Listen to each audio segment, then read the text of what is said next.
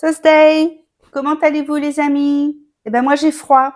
J'ai rallumé le chauffage. Eh ben non, il fait pas toujours beau sur la Côte d'Azur et surtout au mois de mai. Ben regardez à la télé le festival de Cannes. Il y a de la pluie, il y a un palmier qui est tombé cet après-midi sur un passant. Voilà. Vivement le retour à Siem Reap. Justement, puisque le virus du voyage commence à revenir en moi, je vais vous parler aujourd'hui des manières que j'utilise pour trouver des bons plans pour voyager. Alors, je vais parler que des tarifs aériens aujourd'hui. Je ferai une autre vidéo sur les autres manières de se déplacer et sur les hôtels dans les semaines à venir. Je pense que tout le monde fait l'erreur de d'abord bloquer ses dates de vacances et chercher les vacances après. En fait, il faut faire l'inverse. Soyez curieux, allez sur différents sites, regardez s'il y a des promos en cours et par rapport à ces promos en cours, décidez d'où vous avez envie d'aller.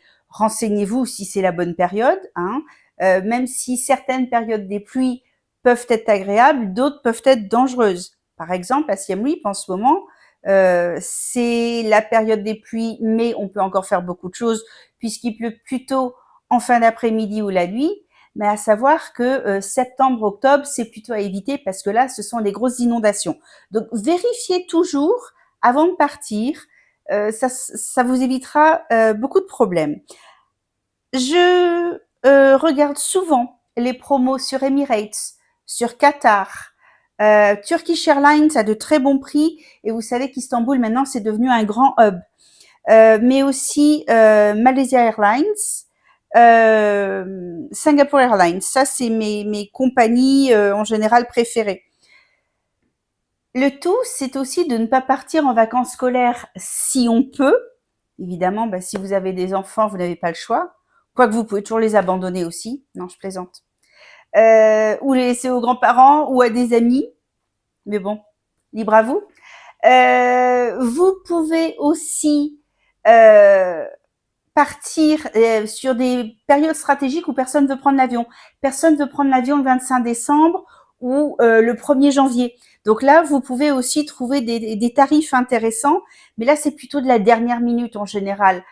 En général, je dirais plutôt, il faut réserver soit très longtemps à l'avance, 6-8 mois, soit en dernière minute. Si vous y prenez 2 mois, là, en général, vous êtes cuit, vous payez plein pot. Une astuce à savoir, vous savez que tous les agents de voyage ont des allotements réservés auprès des compagnies aériennes et ils les remettent sur le marché dans la nuit de mardi à mercredi toutes les semaines. Donc, si vous levez à 4 heures du matin, que vous avez une petite insomnie, allez sur Internet et regardez les prix. C'est là que vous trouverez certainement des tarifs intéressants. Le problème, c'est qu'il n'y a pas forcément beaucoup de sièges, il y en a peut-être qu'un ou deux. Donc, si vous avez une famille nombreuse, là encore, ça sera peut-être plus délicat de trouver un tarif qui défie toute concurrence. Comment regarder les tarifs aériens sans que les compagnies enregistrent vos recherches? Parce que vous avez dû remarquer que si vous recherchez plusieurs fois le même vol, même si c'est pas tout à fait les mêmes dates, plusieurs jours d'affilée ou plusieurs semaines d'affilée, le tarif augmente, augmente, augmente. Alors déjà, vous allez faire une navigation privée. Comme ça, les compagnies ne peuvent pas enregistrer vos cookies. Vous pourrez voir que certaines compagnies sont moins chères selon notre localisation. Par exemple, si je suis française et que je cherche un vol Paris, je sais pas, Manille, je vais avoir un tarif en euros. Mais si je me géolocalise aux Philippines, mais que je cherche quand même un Paris-Manille, il y a de fortes chances pour que j'ai peut-être 100, 120 euros en moins sur le billet. Donc, le VPN peut vraiment vous servir. N'hésitez pas à l'utiliser. Un truc aussi, changer le Wi-Fi. Regardez une fois sur le Wi-Fi de maison, une fois sur le Wi-Fi au travail. Évitez quand même les lieux publics parce que là, c'est pas sécurisé. Il faut savoir aussi qu'il y a certains jours de la semaine où les gens voyagent moins. En général, les gens qui partent en week-end, ils partent le vendredi, ils rentrent le dimanche soir. Les hommes d'affaires partent tous le lundi matin et rentrent peu importe quand, et les gens rentrent souvent aussi le vendredi soir. Vous regarderez que si vous partez un mardi, un mercredi ou un samedi, les tarifs sont généralement un petit peu plus intéressants.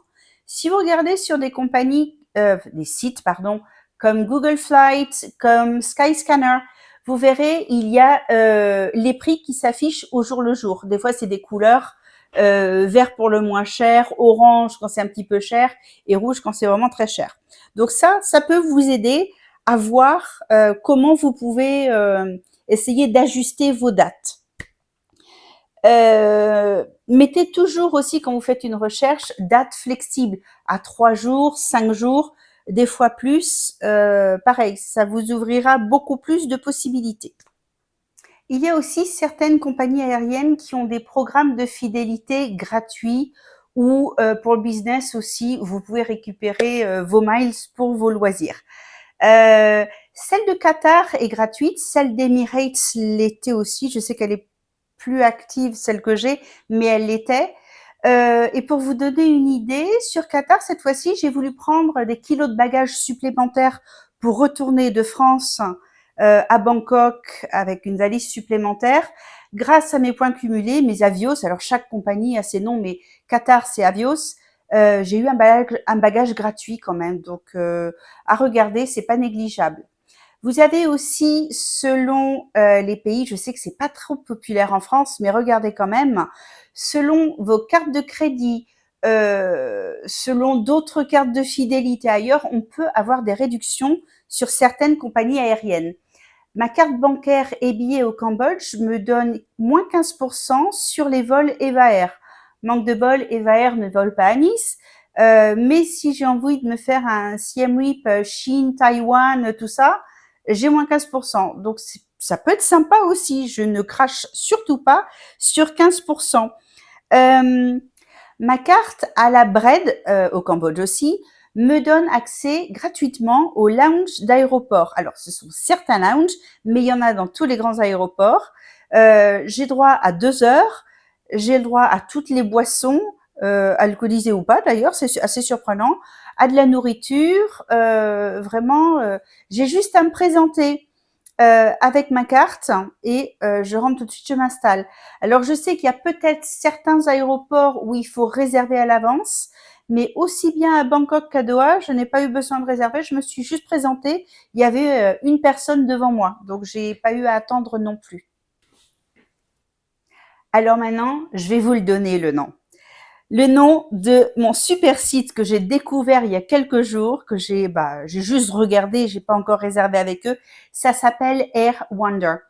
J'ai fait 2 recherches qui m'ont bluffé et elles sont faites pour cet été au mois d'août, donc c'est grosse saison. Vous mettez votre ville ou pays de départ. Vous mettez votre destination. Et le site va vous proposer des vols avec une escale, mais une escale longue de 2 ou 3 jours, 4 jours, 5 jours. C'est à vous de voir ce qu'il vous propose. J'ai trouvé un tarif de malade pour, alors c'était Nice, Siem Reap, en passant par Kuala Lumpur. Donc il y avait un arrêt de 3 jours à Kuala Lumpur au mois d'août sur une durée de 15 jours au total. 351 € aller-retour par personne, bagages en soute compris. J'ai fait une autre recherche pour un Paris-Ho Chi Minh. Pareil, il y avait une escale. Alors là, c'était bizarre l'escale. C'était à Bornéo. C'est pas très logique, mais peu importe. Et là, on était à 571 €. Pareil, l'escale à Bornéo était d'à peu près 4 ou 5 jours, bagages en soute compris. C'est très intéressant. Alors par contre, j'ai cherché que pour une personne. J'ai pas vu si il y avait beaucoup de sièges ou pas de disponibles. Mais franchement, des tarifs comme ça pour le mois d'août, à 2 mois des vacances, vous trouverez jamais ça ailleurs. Et le tout, évidemment, avec des compagnies fiables. Il y en avait une, c'était Qatar, et l'autre, c'était Singapour et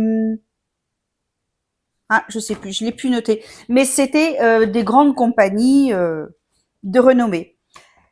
En Asie, pour les petits vols intérieurs, je vous conseille AirAsia. C'est vraiment l'équivalent d'EasyJet.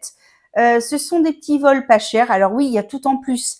La boisson est en plus, le sac est en plus, tout est en plus. Donc si vous voyagez avec de gros bagages, ça sera pas avantageux. Mais si vous voulez juste faire des petits sauts de puce en Asie, c'est super. Les avions sont neufs. En général, ils sont à l'heure.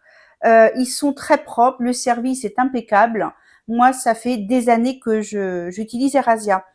Et par contre, si vous cherchez des billets multidestination. Alors voilà, le multidestination, vous pouvez l'avoir avec Air Wonder, mais vraiment le gros multidestination, par exemple, quand on part en voyage 4-5 mois ou quand on part en tour du monde.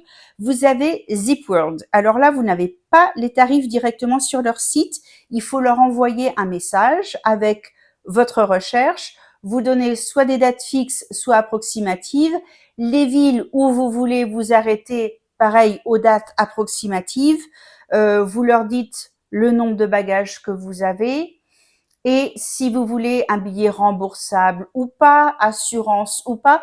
Bref, vous leur demandez tout précisément et ils vous envoient un devis sous 48 heures. Je m'en étais servi quand j'avais fait un voyage de 5 mois, que j'avais fait Lombok, Bali, le Vietnam, le Cambodge, le Laos, la Thaïlande. J'avais eu un prix à défier toute concurrence également. Qu'est-ce que j'avais eu comme compagnie? J'avais eu Qatar, j'avais eu Vietnam Airlines. Je sais plus, mais bon, j'étais très très contente de leur service. Je vais vous parler de Kenya 2 petites minutes avant de terminer. Kenya, vous savez, c'est pour lui que j'ai fait la cagnotte Litchi pour payer sa 3e année d'études universitaires.